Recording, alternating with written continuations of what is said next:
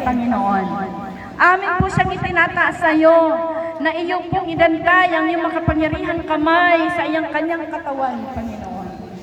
Ibigay mo po sa kanya ang kalusugan, Panginoon, at iingatan mo ang kanyang katawan mula sa kanyang ulunan hanggang sa kanyang kanamraka. Na siya, Panginoon Jesus, ay magkaroon po ng kalusugan na katulad ng dati, Panginoon. Father, we pray na patuloy mo siyang iingatan sa lugar ngayon. Malayo sa pamilya, may kalungkutan ng puso, at ang kanyang pagmamahal sa bayan, Panginoon, ang siyang naging dahilan upang siya po ay dalhin sa lugar ngayon. Kaya, Panginoon, ang pagmamahal sa bayan, Panginoon Jesus, at ang pagmamahal sa iyo, O Diyos, ay amin po itong itinataas sa iyo, na naging dahilan upang si Tatay Digong ngayon, Panginoon Jesus, ay nakakulong sa dahig. Amang banal ang dalangin po namin, Panginoon. Pauwiin na siya, Panginoon Jesus, sa mas madaling panahon na malusog at nasa tamang kalagayan ang kanyang katawan. Ama, amin po pinagkatiwala sa iyo, Panginoon, maging ang kanyang pamilya na malayo sa anumang sakit at karamdaman. Magkaroon ng kalusugan, Panginoon. Maging, O Diyos, malayo sa anumang malayo, Panginoon Jesus, sa anumang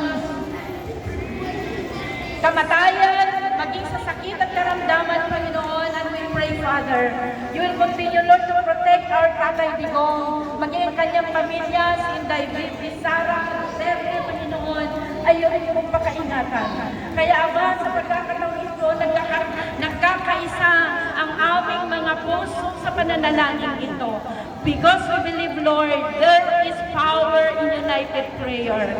And as we pray in unity, Father, we pray that we will bring home our Tatay Digong alive and kicking, Panginoon, malusog at nandoon sa kanyang puso ang pagmamahal sa bayan nito. Kaya, Panginoon, nagkakaisa ang aming kadamdamin ng Espiritu sa oras sa pagkakaas namin sa panalangin ito sa iyong broken ng biyaya. Bigyan mo po ng kalusugan ang aming Tatay Digong at hindi siya ng malusog at buhay na buhay. Amang banal na rin namin na ikaw ang Diyos ng mga milagro. Kaya, Panginoon, ang aming dalangin sa oras na ito, gumamit ka po ng mga tao na maasahan namin, Panginoon. Alive, alive.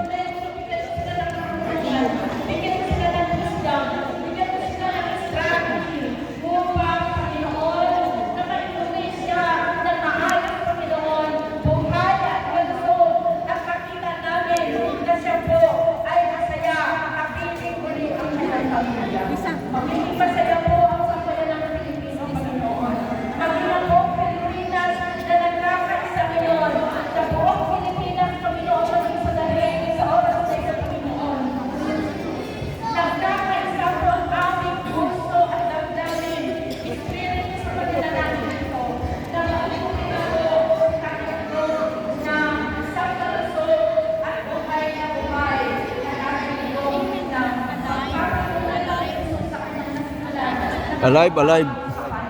Alive, alive.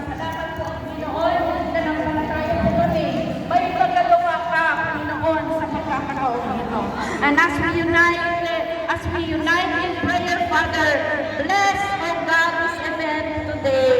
Maging sa lahat ng parte ng Pilipinas, maging sa dahig, Panginoon, you will bless this event, O God, nationwide, Lord, na kahit magkakalayo kami ng mga lugar na pinagdadaosan ng prayer vigil na ito, Panginoon, nagkakaisa ang spirit at damdamin na tayo na ang aming Tatay Digong ng malusog at buhay na buhay.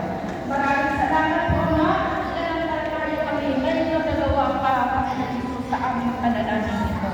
You are an answering God, and we believe in miracles, Father. You will bring home our Tatay Digong. Maraming salamat po, Ama. Ito po ang aming panalangin na may pananampalataya sa aming puso at ang lahat na nagkakaisa at matagumpay na mga sumusuporta sa aming Tatay Digong ay magsabi na Amen and Amen. Praise the Lord. Mga Quezon City chapter. Oh.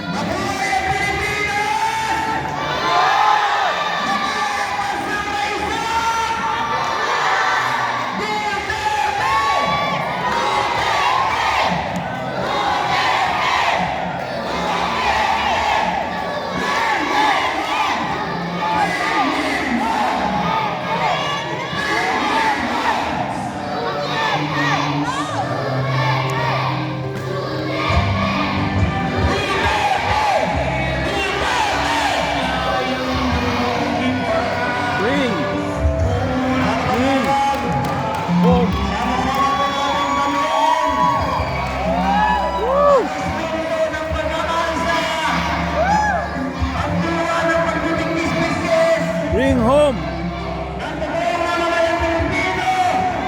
Na nagmamahal sa ating bansa.